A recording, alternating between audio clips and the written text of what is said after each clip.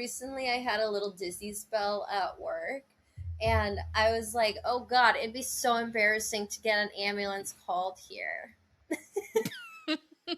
It would be so Embarrassing. And I'm like, I cannot.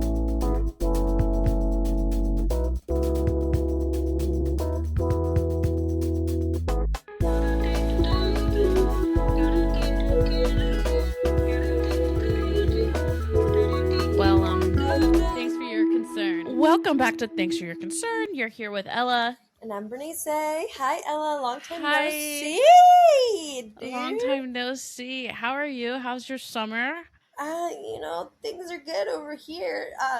Working a lot. Got some like cool production job. My roommate got me. She's fully freelance in production. It's very impressive because you just have to be well connected to do that. And she brought me onto a project. So I got to like be on set and like help out in a commercial in the art team, and it was fun. It was like a good break from life, from like your day to day. When you get to like Yeah. shadow other people at their jobs, it felt like that, and nothing felt too serious because like I'm not emotionally attached to this. So I just got to be like a helpful spectator, and I was living for it. How are you? You just had a birthday? Oh gosh, I did just have a birthday. I'm 32.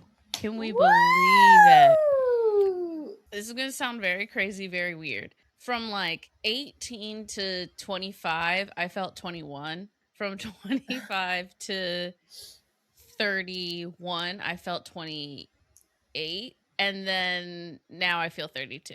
Like every 5 years, just like a little shift. It just feels the same. Like I swear to God, like what's the difference between 25 and 26? You still feel 28. Yeah, there's definitely like early 20s, late 20s. And like early 30s is still late 20s to me, Like it Yeah. just doesn't feel that different. But 32 feels 32, It feels 30. I see. So, I mean, does it feel good though? we'll see. Time will tell. It can only go up from here, right? Let's hope so. I'm keeping positive that it's going to be a great fucking year. So yeah, I'm looking forward to it. I've passed the age that I literally thought I was going to die at. Like I literally thought I was going to die at 28. I don't know why. I just had like I was like I'm going to die in my 20s when I'm still like hot. Like I don't know. Like that's what I was thinking when I was 10 years old. And I also couldn't think about like living for 18 more years. I was like that'll probably be enough. I was a little depressed. We don't need to go into it. But now that I'm like 32, I'm like, oh, I have so much life to live. You have so much weeks. The older I get, the more I enjoy life. Or maybe appreciate it more. Definitely on the same boat. Was a little misunderstood growing up. I enjoy having the capability to make my own choices, and the older you get, usually the more like experience and money you have, which is also nice. It feels a lot more stable than it used to, and there's joy in that, at least for me. This like ties into our theme of the week or the theme of the week. Life is short, babes. Okay. For sure. I will say, like, I think also 30 is different for women than men because like it's crazy to think that I've aged out of dating Leonardo DiCaprio. Okay, like that seems crazy to me because I'm still so young. Right. A lot of older men, like I'm old. You're age appropriate now. You're in your 30s. You're someone you could take home at any age, and it's like, oh, it's just in her 30s. Like, she's not a kid. Like, she's not getting groomed. It's like I'm not being child abducted, all the things. Right. I was at the hospital and they have this doctor had like a chart of all the weeks in your life, and I think it was supposed to be representing like, hey, if you have to be at the hospital for 2 weeks, like make it the best that you can because it's like you have all of these other weeks. But I looked at it with like existential dread, like this isn't that many weeks in the grand scheme of things. You're looking at the weeks and you're like, dang, I'm over here, I'm like a third of the way through, God willing. But I also could be like, I could die tomorrow. That's the worst and best part about anxiety, right? The gift of anxiety is that you think you could die at any moment. So it makes you really appreciative when you live to see the next day. I'm like, oh my God, I didn't have like a tragic accident yesterday. That's fucking bless up. I'm gracious to be alive. Yeah, I think something that really cured my anxiety was knowing that I wasn't that scared of dying. I was scared of the maybe everything like in between. Like recently I had a little dizzy spell at work, and I was like, "Oh god, it'd be so embarrassing to get an ambulance called here." It would be so Embarrassing, and I'm like, I cannot, like, so let me advocate for myself right now, because I will not go down in this restaurant, like, that's what was giving me anxiety. Oh, some of your most embarrassing moments, like, it really isn't that big of a deal. Like, life is Yeah. short. Like, you should get over it. Things that I was like, oh my God, this is going to keep me up at night for the rest of my life. I don't even remember. No, for real. And that's kind of like, I think in retrospect, like when you're looking at farther out when you're younger, it feels like life is really long and like, oh my God, there's so many things. And then when you get older, you start looking back and you're like, whoa, that the good moments like really flash by. Yeah. You know, those are like the important things to sometimes start looking around in the good moments. The bad moments, I think, are a little bit slower. For some reason, the bad moments just Yeah, take they feel like longer a to phase out. haul. Yeah. Yeah. And the good moments feel like really fast. And I don't know if that's like not being present or mindful that, like, damn, this is a good moment. I need to like savor it more. Definitely. I still have some dreams about like super random shit I did in high school, okay? I did not peak in high school at all, but there were some good experiences that sometimes I still have dreams about, like being back in those situations. And specifically like gymnastics. I'm never going to be as flexible as I once was, all right? And because of that, I urge anybody, if you're thinking of doing some sort of physical activity, you should probably start now, because these bones, they're not getting any younger. A haunting memory to me, but I just think it's so funny in retrospect is like we had like a girls' night with a bunch of our cross country people, and like we drank and like honestly trauma dumped and like shared all of our deepest secrets with each other. And then the next day we were hungover AF and we literally sprinted to the bus that we didn't miss it. And I was like, I can't run this race. And my coach was like, be fucking for real. Like, dig deep. Okay. You know, like and I ran the fastest race I've ever ran hungover on from Four Loco, and that's back when Four Loco had caffeine. In that moment, I was like, "This is fucking insane! Like, why Dig am I deep. like this?" Literally, I quote unquote dig deep, be fucking for real, get after it. You did this to yourself. Was kind of the essence of it, and then you're like, you know what? Just gotta fucking do this.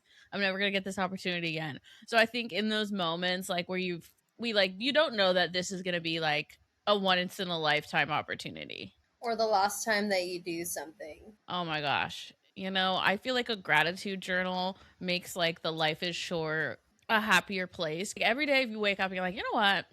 The fact that I have the ability to like live my life the way I want to, and we all have like different privileges in this life. And it's like, I feel like you should be thankful for those privileges. Like, I'm thankful that I get to live inside, that I have food in my fridge, and that I, can go walk in my neighborhood, and that I have the ability to do that. And there's nothing like stopping me because like that's not true universally. That's true. I think another thing with like life is short is friendships. The way that I think about friendships has changed a lot over the years. I definitely feel like I used to put more like time and effort into friendships that didn't necessarily meet me.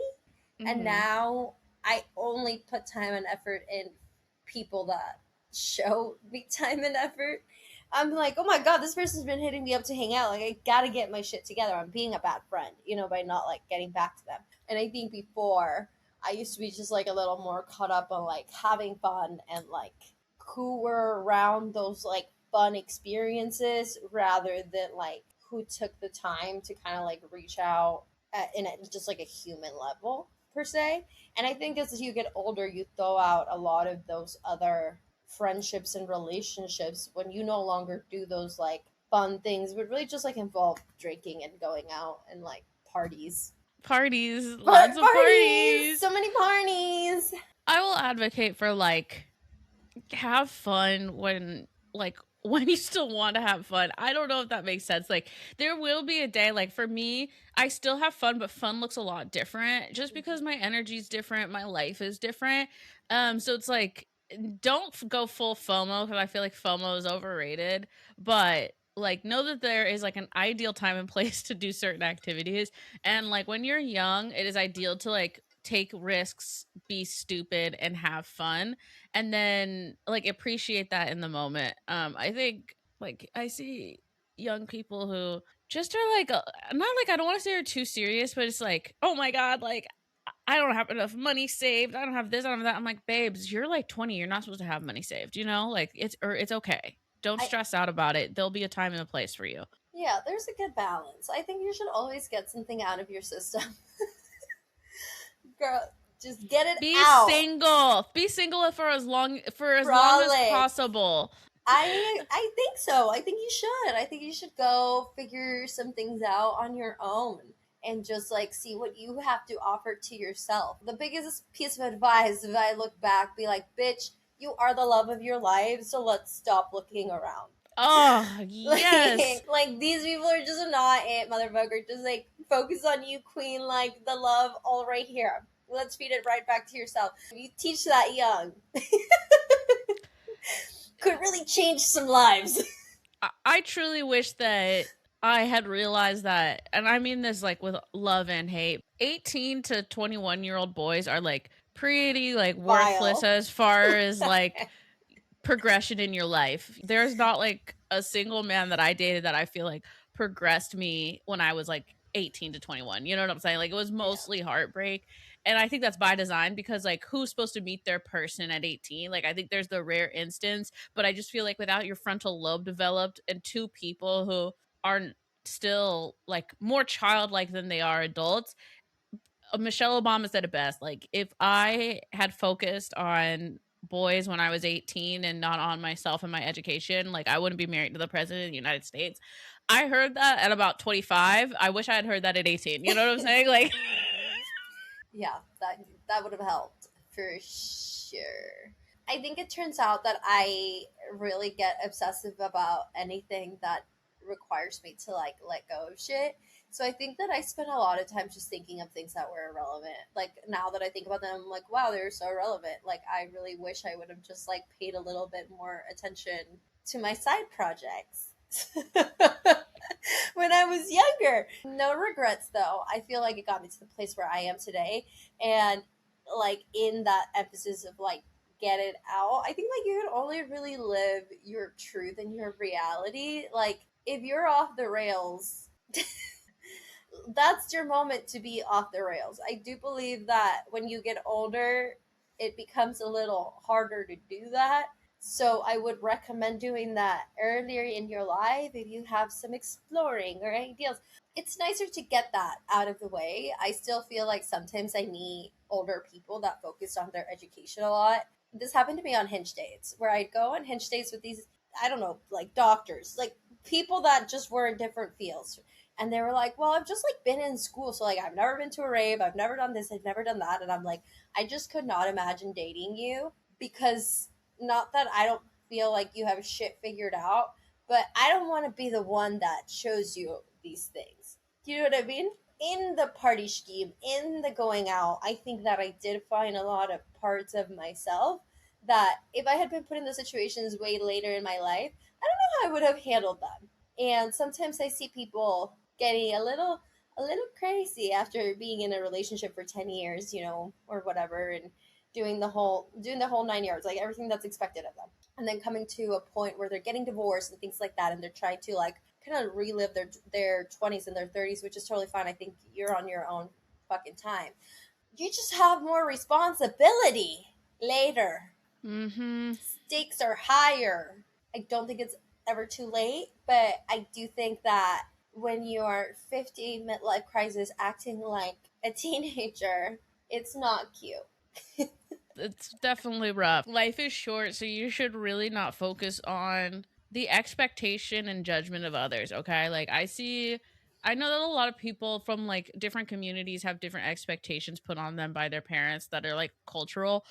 But it hurts my heart to see people who aren't living in their truth because like their parents wants them to be a doctor but they just want to be an artist. Like that just like hurts my heart. Cuz it's like it's your life and you only have one life. Like you should be doing like what you want to do. Something that I made a mistake for in my life was just like I sometimes like when you're like 18, you just like want to have the validation of your peers, so you might avoid activities. And I really wish I had done radio in high school. I didn't do radio for a couple reasons. One, I just had like too much stuff. It's like you could only do so much. Like you can't add on this other thing. But then second, like it was like sort of uncool. Right.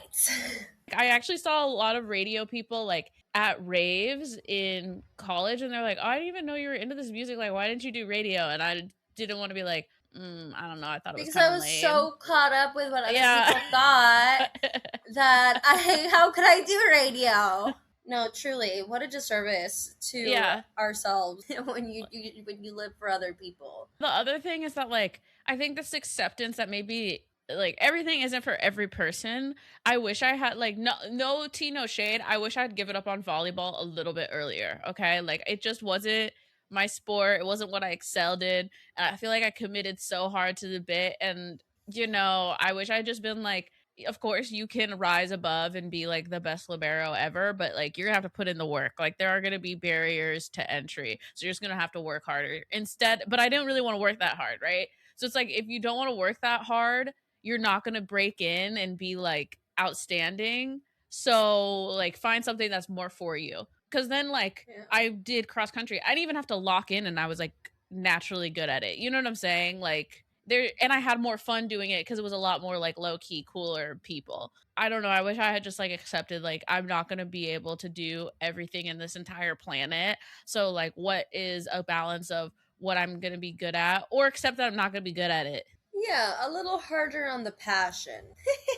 I think if we were given the tools to find passion a little earlier and all the work that goes into making something worth it that you're interested in, and that could really be anything. I think that now I'm finding I would put passion into all the things I did, but now I'm finding that if I'm just really passionate about one thing, that my strides go longer.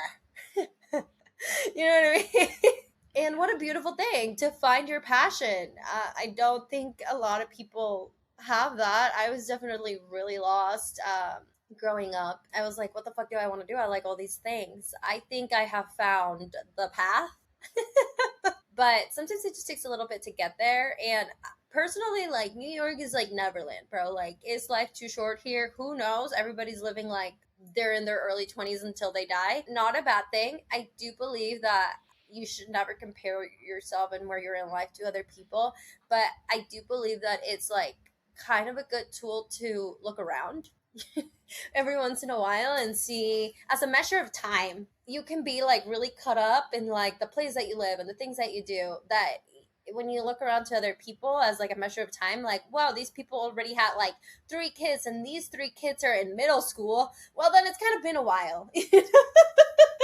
And it's like, in these years, what did I really do? And I started to notice when I was younger that what I really did was like be in these jobs that I didn't like, would tell myself like I'm just gonna be here like 6 months until like I'm able to stabilize myself, like save a little money, and then like do what I want. But I would just get into the patterns of like getting comfortable because this job was like okay enough and like stable enough. And then I would just like focus on like social aspects because I felt like that filled my cup, because like I needed that to balance the other one out. And Mhm. then I started to look around and people were starting to form families. And I was like, well, I don't want to form a family right now. That's not for me. But I do think I kind of maybe should stop doing this shit. This kid learned how to read in the time that I've been fucking around. You know, I could learn so many things in that time. Oh man, I feel like I needed to hear that. I don't feel like you have to commodify your passions. Like I don't think that every passion needs to make you money. No. Because I find that it really changes your relationship with that thing. Like I used to wear a full beat every single day. I started working at a big box makeup retailer that requires you to wear makeup. And there's something about waking up at like 4 a.m. for a 5 a.m. shift to do your makeup that really makes you disenchanted with the whole thing. And so I basically have a lost passion for makeup in the way that I used to, purely because I like turned it into a money making avenue. And I see that happen with like a lot of other artists where it's like you try to commodify your art, or you try to commodify this skill that you really like love, and then it becomes work. Like everything becomes work once you attach a dollar amount to it. And I think it's important to find your passion and follow your passion, but that doesn't always mean like make it a career. But I will say you have to have a career that allows you to do your passion. I think a lot of people get caught up in, and I mean, I even do this sometimes where I like kind of lose the We like the lose the trees in the plot. forest. Like Yeah, you lose the yeah, trees in the forest, you start kind of like losing yourself. And it's like I started this job because it gave me the freedom to do other things, but then you just stop doing those other things like slowly.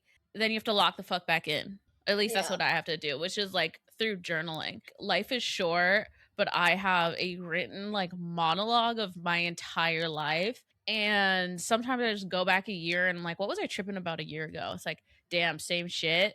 Fuck. I gotta lock back in. Like, what the fuck? I'm still dealing with this a year later. Or a year later, I might be pleasantly surprised. Like, oh my God, thank God I'm over that bullshit. Honestly, that's like the coolest part about journaling is like looking at some shit that you're just like, wow, I can't even relate to that. Perfect. It's like a fucking, it's like reading somebody else's diary, dude. It's Who trippy. was she? Like, whoa, like jaded much. Holy Yeah, shit. true that, sister. I definitely feel like I have kept the passion not necessarily by. I would love to own a business someday. I think that that'd be great. But I'm not super attached that this has to be the thing that makes me the most money in the world. And like, I think that is what has kept me passionate. That like, as much as I am like moving forward in certain aspects of like making clothes, I'm not ditching art. Like, the biggest process Mm, here is keep going on this art, keep creating concepts, and get better at being able to, from concept to creating, how do I explain that? And the thing that has happened recently that I noticed is that with like my little videos of like, I'm making this and here's how I made it, now when I make those videos, I feel like I'm able to like articulate things a lot faster and I'm able to design a lot faster. And to be able to like kind of see the progress in that makes me just like really happy, where I'm like, oh wow, look, I gained all of these skills just by like making videos on TikTok about clothes I made. And I think that's cool. You know, like I got, and that's something that like I self started. Like no one told me I needed to do this. Like I just started drawing every day and I started making these like cute little concepts, and then I just, it took a life of its own. But the fact that like I did it, I did it to myself, it's like a cool concept where I'm like, okay, maybe like I don't need to have like a super uber successful like fashion business, but like I've grown so much as an artist and as a person by doing these things that now, like the job I did with my friend, I was like, oh wow, this is like in the art team and I know where to find all the shit, I know how to utilize all the shit, and I was like, oh, I'm way more capable than I thought. In a like life different aspect. experience. In a, Life experience. yeah, yeah, Like yeah. like life is short and you just like never know what skill's gonna build upon another skill. Mm-hmm. Yeah, and it really helps just like figure out your priorities a little bit. I think right now with like the whole like life is short, I just really want to be intentional to the things that I do and how I live my life. I have lived a very go go go. I don't want to live like that anymore. You know what I mean? Like being stressed out all the time kind of fucking sucks. It's not for me. I Mm-hmm. started getting a lot more sleep and I started to say no to things. And I generally feel like that changed my life. The power of no. And sleep. No one sleep, babes. But I really had to get this other shit out of my system, because now when people like FOMO doesn't touch me anymore. When people are like, Yeah. let's go out, I'm like, I've been there.